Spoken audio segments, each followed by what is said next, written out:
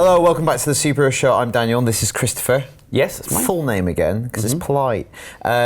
We've watched all of Luke Cage now. We have. It came out last Friday. Yeah. We've watched it all. We've binged in true Netflix fashion. But we aren't going to do any spoilers, I don't think, on this show. No, mate. I think some little things might come out in the feedback towards the end of the episode. So once we finish discussing the main topic, if you haven't watched all of Luke Cage, bail at that point. Yes, but what we are going to talk about is the fact that there are now 4 Marvel Netflix shows available. And we're going to rank them, because we've watched all 4. Yeah, and on the day that we're actually recording the show, they've just announced the screening date for Iron Fist, which is the 4th of the shows. To debut.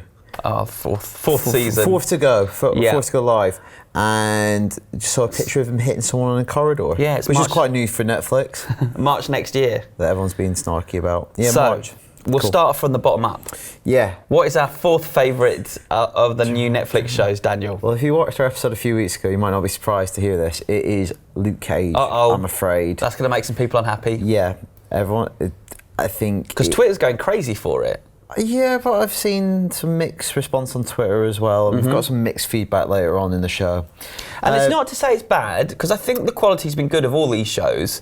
But for me, it's the one, like the other 3 are a bit interchangeable, the order for me. Whereas this one, I feel like it's not been as good as the other ones. I think there's some great ideas in it, some really good stuff. Like, I think there's... At some points it looks great, but then it's just really uneven. Some points it looks fantastic, some points it looks average. Some parts the acting's good, some parts it's distinctly average or weak. And I just don't think, I think the show, it's just too big for what it's trying to accomplish. I think it has this aspiration to be kind of like blaxploitation meets The Wire meets cultural document about Harlem and black culture in America. Sometimes it does that by just like saying it is about those things instead of showing you it's about those things. Yeah. When it gets it right, it works. And then at the end, it just like puts in all this really campy comic booky stuff. Yeah. Which is not what I thought the remit of the Netflix shows were as well. So I think it's kind of a bit all over the place. Yeah. And I found it strangely uninvolving as well. Yeah. Like I didn't really care. I couldn't find a really engaging through line that made me want to keep watching episodes. Yeah. I felt like I had to keep watching them because it was my job. But there was other things I think I would rather be watching. Yeah, towards the end I was really just have it on in the background while doing other things, which obviously, you know, that's part of Netflix culture. But I haven't done that with the other shows. I've been watching them like on the edge, not edge of my seat, but really into them, especially, well, we won't reveal which my favourite of the shows were. And what I keep coming back to over and over again when we talk about these films and shows is that I really, how important the villain is. And obviously there's 2 villains in Luke Cage, and neither of them really, I just didn't think they were particularly charismatic or fun to watch. I think that's part of the thing, like you could even go further and say there are 3 or 4. Actually, there's lots of very prominent villains in this show. Like, you're right, yeah. Even like the henchmen are fairly prominent in the show. Like, and that, I think initially I thought that's why they were trying to do the Wire thing. The evil isn't concentrated in one villain who has superpowers. You know, like David Tennant in Jessica Jones. It's more diffuse, and that's why it's like corruption, and the corruption, like the legitimate members of society are propped up by the illegitimate and ones. that's kind of the Wire. Yeah, and it's like, of it, yeah. And there's something to do that, but they don't commit to it fully enough. And ultimately, I don't know what the plot is. There's no big master plan. Like everyone's wrestling for control of Harlem, and there's probably something in that. But never does it materialise in the form of like a concrete plot line. Yeah, well, unlike Everyone's the other just saying shows, they want control. It felt a little bit like they were making it up as they went along, and it wasn't as cleverly constructed as some of the other shows have been. And I think the other shows have been guilty of this as well, but they're more so in this one. They felt like filler episodes, or episodes where really nothing was happening for quite a long time, but it would have an exciting bit at the beginning and end, which is what I always thought was the template of 24, where 24, nothing really happened for 30 minutes, but for 5 minutes at the beginning and end was really exciting, and that made you come away thinking you'd seen something really good. Yeah. Well, that's what's weird about Luke Cage, no spoiler, is that the final episode, it's so surprising how much of that is just like appendixes and just kind of talking and nothing really happening whatsoever, because I feel like it kind of reaches its climax and then Yeah. Well, just a whole episode just dealing with the consequence of it in quite a boring fashion. Yep, I agree. So for that reason, that's number 4. That's number 4 on the list. Yep. Number 3 on the list. Number 3 is Daredevil season 1. Yeah. The show that kicked all this off. Yeah, a lot of kicking in that show, really. And Yeah. I really liked it. Now, I think that character is very good. I think he suits TV quite nicely and this darker tone, and it did a lot right, I think. I love the kind of Man Without Fear, Frank Miller outfit. I think that worked really well. Better than when in the final episode he actually gets the Daredevil outfit. So I think when these collapse back into being more the superhero element, that's when they come undone a little bit more, especially the end of Luke Cage. But I'm quite a big fan of Daredevil. Yeah, I mean, for me, that's higher. That's 3 mainly because of the villain. I thought it's maybe the best villain in all of Marvel on screen so far. I thought he was so engaging, and I thought that show really came to life when he was on screen, even more so when Daredevil was. But yeah, I thought that it told the origin of of both those characters in a really smart, compelling way. Yeah, so I don't think there's much more, because we've had another season of Daredevil. It's kind of the show's evolved much more than that. But I think it was a really solid way to establish that Netflix universe, and I thought maybe it gave me kind of false expectations what to expect from some of these other shows. Like Luke Cage is much sillier than I thought in some parts, and then much more serious in other parts. Well, yeah, it's again, as you uneven. said, the tone's uneven. Yeah. Yeah. But yeah, I thought most of season 1 of Daredevil works really well. I thought the fighting was brilliant. Like everyone goes on about the corridor sequence, but I think on the whole, I think it's pretty stylish. And also, like, I was someone that really wasn't interested in seeing Charlie Cox as Daredevil, and so that was a really pleasant surprise. Though Yeah, I he is just really thought he good. was really, really well cast. Yep. So I had to eat my words. Number 2 on the list Number 2 is Jessica Jones. Yep. Now, I think if you had made this season like 8 episodes and the climax happened in Jessica's house and she goes back, I think it would head and shoulders be the best of the lot. I totally agree. So look at this, we're in concordance for once. I think Probably because we've had these discussions before. But I think you're talking about Wilson Fisk being a very compelling villain. I think Tennant is great, and even though he's more supernatural, and she's like, even for all her kind of whiskey drinking, she's got quite extreme and very supernatural powers, even in this grounded aspect of the Marvel Universe. She can fly, she's super strong.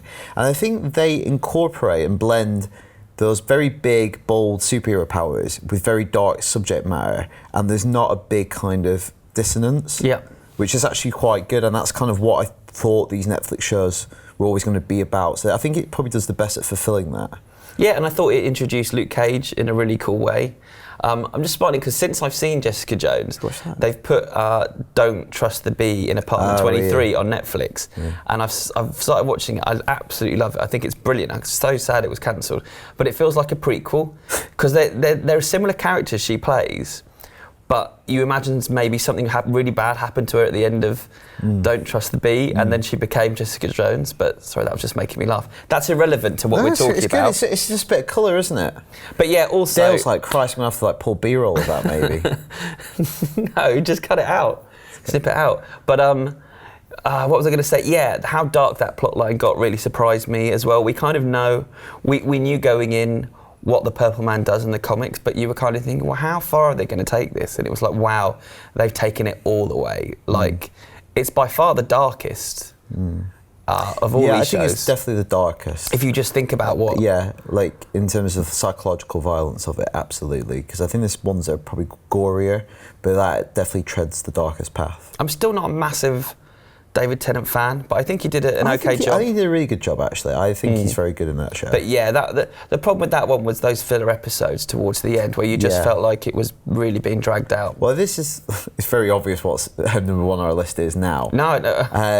Drum roll. Yeah, like, it is Daredevil season 2. And why I'm transitioning to that is, with all these shows, you know, they're too long. 13 episodes, because I feel like they're trying to write one story across 13, so it's a big arc. Very rare do you get that in comics even. Like, why I think Daredevil season 2 succeeds, where I think Jessica Jones kind of stumbles, is they try to do one story over 13 episodes. Daredevil season 2 is the one that has almost like mini arcs. It's got the Punisher arc in the first 4 episodes.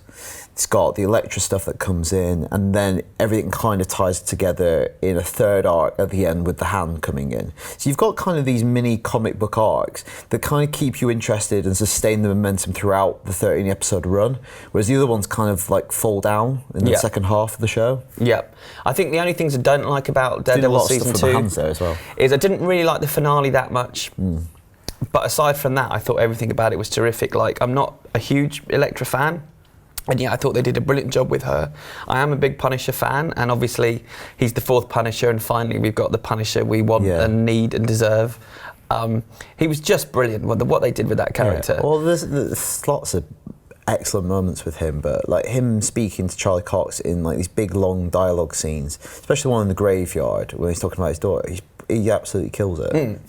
Well, talking about him killing, the scene in the prison corridor scene is my favourite scene in any of these shows. Which is almost like it's a reworking of the Daredevil scene from the first season. It's like how he handled that.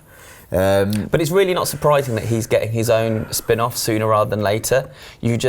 One wonders if he's a better character, like we say we feel like the Hulk as coming in and disappearing from a story, rather than having 13 hours to fill of his own misery. Yeah. Other good stuff, like I think Charlie Cox is excellent in it.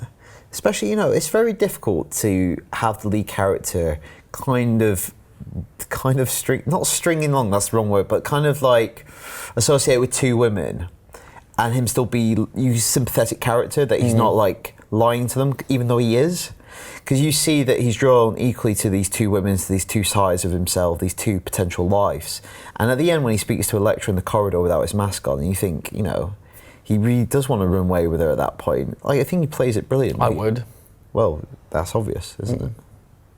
Good. We're not ending it on that, are we? Definitely not ending on that. No, I think that I prefer the fight scenes in season 2. I think they're excellent when he's like swinging out. Like they do the kind of even bigger moments, like when he's like swinging out of windows, like saving Claire, which is a big set piece. But I like how they use his powers in subtle ways. I like the episode where they break in and it's like a Bond film, and he's just like sensing electrical currents. Yeah.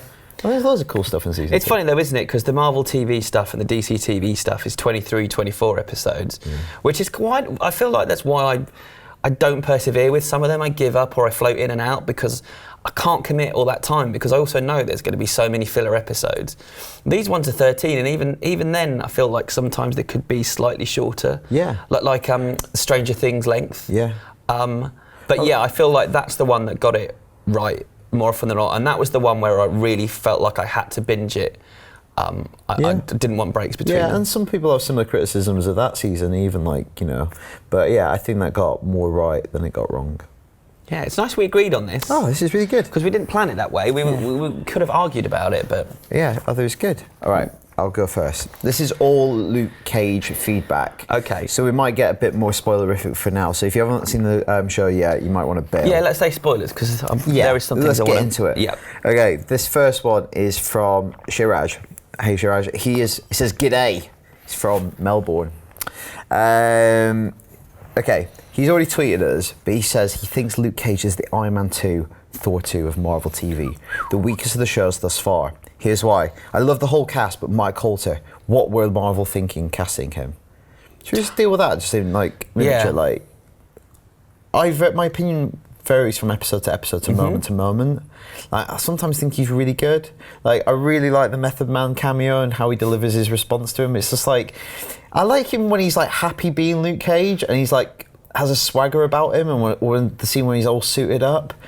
I don't think he does the emotional turmoil as well. So you like the Method Man cameo? Yeah. I don't like his. I quite like his how he deals with that moment. I liked his rap. He owns it. I liked his rap. But that's this layering on. This is what the show is about. Yeah, sure. Weak writing. Yes, this show handles current social issues, but the open end to the series is a total cop out. Acting is a bit over the top, especially in Misty Knight in the last 2 episodes. Pacing is way off to the whole series. Yes, this is violent, and everyone says bitch all the time, but sounds a bit gratuitous to get this. To give it a Netflixy tone. Luke Cage getting put in an alley after a policeman let him go reminded me of Krupa's Killer Croc Skull moment from Suicide Squad. Which bit? Luke getting put in an alley after the policeman let him go. I'm not really sure what that bit is. But anyway, anything to make me think of the Killer Croc Scuttle moment, I'm a bloody fan of. Well, is this all negative? This is from Jonathan Barb. I'll read it all because you haven't highlighted any of it, like I do when I sort out the feedback. Jonathan's from Christchurch in New Zealand. Couldn't just have a nice week, could we? Not my fault. Don't shoot the messenger. He says, I'm disappointed with Luke Cage. I was really stoked for it, but thought that it underperformed. The coolest part was when Sugar straight up called Claire night nurse. Yeah, that was a cool bit. But, yeah, I'm a big fan of hers. I know you're a massive fan of hers. I found the character a bit dull. But she's just, fawning over everyone. Anyway. But it's cool the bit at the end that she gets. Is her role just to turn up and kiss every male superhero? But at the end, she's gonna start. She's gonna get off with Danny Rand now. Yeah, well, she got that thing. Yeah, she's gonna go kiss him. The rest kind of stuck. The Reaver story was lame. His relationship with Claire felt forced. Diamondback's motive was childish. Now that was something I felt. Oh my. The daddy issues thing, they did that a little bit, Batman v Superman or something with Lex Luthor, it was because of his daddy issues. But I feel like it's one of the weakest stories you can do. Is the villain, he's jealous of his brother. Yeah. That's it. But also, the episode when that's revealed, the reveal doesn't work because you don't really know much about it. So it's like, oh, is he? Yeah. It's not built up at all. And also, Luke Cage's backstory, there's so much to just learn over time. So he was ex-military, but he was also a cop. And he was also, he says from New York, but he's not actually, he's from Georgia. And it's you keep adding all this extra information, and you're like, well, I don't see any of it. Because he was never those things in the comics. It's it's almost trying to give him a more legitimate background. Yeah. It's very odd. Johnson says, but most of all, it felt really connected from the rest of the MCU. Even though they made numerous references to things and characters from the films, they completely ignore the Sokovia Accords. Why in the world doesn't this politician just call on the government to take Cage in under the Sokovia Accords? It doesn't make sense. They weren't even mentioned. Agents of S.H.I.E.L.D. is doing a good job of working their story arc around the Accords. I'm baffled as to why this branch of the MCU can't do the same. Logistic. I just think I just don't know when they're written. But also, it just try and make an effort by bringing in Justin Hammer from Iron Man 2, and then it introduces a thing called the Judas bullets, which could be a thing, but it's weird because we've not heard about it just anywhere else. I feel like Agents of S.H.I.E.L.D. is much more connected to the movies though, whereas these ones they're keeping slightly separate, aren't they? For now. Yeah. This is from Micah. Now, he's done pros and cons. I'm going to start with the cons so we can end with the positive stuff. Okay. Villains and story were interesting and different, but not as compelling as the others. That's not damning. This is personal, but I really want Luke and Jessica to be together. It doesn't seem to be going in that direction, not yet at least. I think it is. Because if they're undermining his relationship with his ex-wife by positioning her as a liar, it's kind of eroding the memory of her.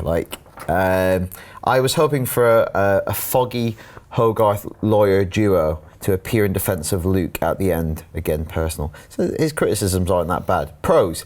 The show stands apart from Daredevil and Jessica Jones in terms of tone and presentation. I think it does have a sense of style to it when it works. And that soundtrack, we've not even talked about that. That soundtrack is brilliant all the way through. But it's weird because some of the stuff in the club where the lighting is great, but it's not consistent across the show. It doesn't all have that eye to it. Great music. Sharon Jones at the end, love her. Full of culture. I don't know much about Harlem, but seems like they tried to capture it in the show. I think we talked about the heavy-handed stuff, him reading Walter Mosley or Ralph Ellison is a bit heavy. And there's scenes where it's kind of a bit catch-22. I like when he puts people down, he bitch slaps them with historical references, but at the same time, it is just here's your culture moment, rather than it being in the fabric of the show. But they did bring Harlem to life, really, in a fun way, I thought. Yep. Race was rightfully addressed in the show. They don't sidestep the fact that Luke is a black man. Story had nice twists with antagonists, and cameos were clever. Power Man nickname, retro costume, Stan Lee poster. I think some of them were good. He doesn't half say Sweet Christmas a lot. For a thing I thought it was just going to be once and they were there's you one done. By the end, he's Sweet Christmasing every episode. Diamondback's costume at the end looked ridiculous. Right? I'm going to say it. I know it's what it looks like in the comics. He looked like a little action man. It looks so ridiculous. It was laughable. It's crap. It is rubbish. Because it's just, the feel of it's just off. It's just so weird, and they don't really explain what it is. No, he's just suddenly wearing it. When he like first punches that man with it as well, and it's horrific what it does. Like punches a hole in a man. It should be like terrifying, but it's so campy that it's weird. Yeah, and especially coming straight after you've had, you know, these white cops killing black men and making such an overt point, a political point about what's happening in America right now. It's really weird to make this adjustment. Yeah. So this is now a fun bit. Yeah, and it's like his like illegitimate brother, and it's like it descends into like weird campy soap opera. Because I like the moment when, you know, it's a thing where like police are shooting at him, and people on the streets of Harlem are wearing these like hoodies with holes in them. Like that. That's a really cool idea. Yeah. And then it kind of goes in this very other direction. Finally, Steve Sticks writes in. He says, "Hi, Sticks here from Perth, Australia, not Scotland." We got it by now, Sticksy. Right, he says, "I'm in the middle of watching Luke Cage at the moment." Oh, sorry, if you've watched this, then we've spoilt it for you. Really enjoying it, except the lack of an awesome villain. Makes me remember how great Kilgrave was from Jessica Jones. Why did they have to kill him off? Best Marvel villain to date. Well, I think I'm gonna posit something, Christopher. I think Cottonmouth could have been. I think Cottonmouth could have been a good villain for that show, but sorry, Dale. They kill him 7 episodes in, and it's kind of good in the terms of the show that, you know, this other character makes this decision. But I thought I like the actor. And I think he had something, like the idea of him wanting to escape Harlem and escape that life and be a performer. Like, it gave his character much more depth than any other ones. Like, the ultimate villain of the piece, his was just like dumped on you. Whereas I'd grown to know something about that character and his history. I found him a little bit similar to Kingpin, but not. I wasn't as engaged by him or as interested in him. I think he needed something additional to give his like character, like whether you're scared of him or whether you're more sympathetic of him, or maybe also because he needed a plan. He needed something to do. He just seemed quite happy to have money and run his business and just be a generic criminal. And I was never really scared of him. Like when Kingpin was in the room with people, he put you on edge, whereas he did these violent, psychotic things, but I was never really. Did I feel intimidated by him? So, but I think given that room, but it's like he's kind of, it's weird because you invest in him, and I guess the point is that it's taken away from you. But I kind of would have wanted to stay with him more. I think. I think he had the most potential of any of them. Yeah. And the Diamondback reveal is just not worth it, because the fact that they keep talking about this character the first 7 episodes, you're waiting for it to be a big thing. But the moment falls flat. And just finally, from my point of view, I think it's unfortunate that I watched The Get Down just before I watched Luke Cage, because there are similarities between those shows, whether it's a great soundtrack or a throwback to the blaxploitation films, or kind of a superhero origin, albeit one that's in hip-hop and breakdancing and graffiti. But there are similarities, and I just enjoyed The Get Down so much more. But I still like Luke Cage. Yeah, just fourth on the list. Yeah, there's elements in it, and I'm still very excited for Danny Rand's debut on Netflix. Based on that picture? I love a man jumping up and punching another man. So that's it for this week's show. Let us know what you think. superheroShow@ign.com. And until next week, for everything on Marvel, DC, and everything else, stay with us on IGN.